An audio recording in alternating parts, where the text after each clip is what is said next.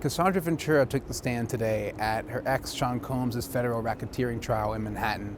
Cassie entered the courtroom today at around 11 a.m. and it was like everything stopped in that moment. She walked in wearing this long brown dress and she's visibly pregnant, and she walked toward the witness stand. At that time, Sean Combs turned around in his chair to look at her, but she didn't make eye contact with him. Then she took the stand, was sworn in, took a couple of deep breaths, and started detailing for the jury her years-long relationship with him.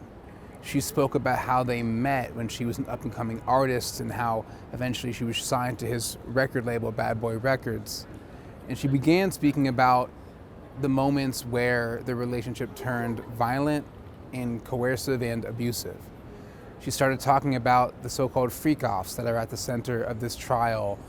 The freak-offs are these days-long, elaborate, staged sexual performances that Combs would allegedly direct, and Ventura would have sex with male escorts while Combs watched. She spoke today about the freak-offs being what she called a full-time job.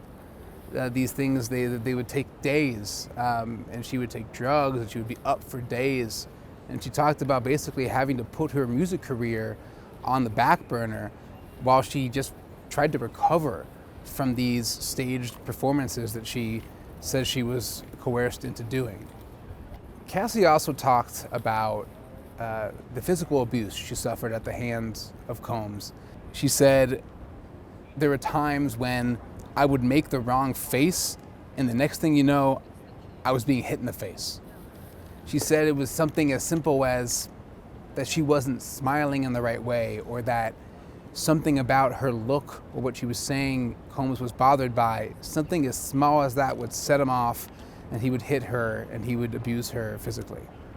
Cassie's expected to spend the next few days on the stand describing the lurid and frankly graphic details of these sexual encounters until she will be cross-examined by Combs' lawyers, who've attempted to claim that the encounters were consensual and not coercive.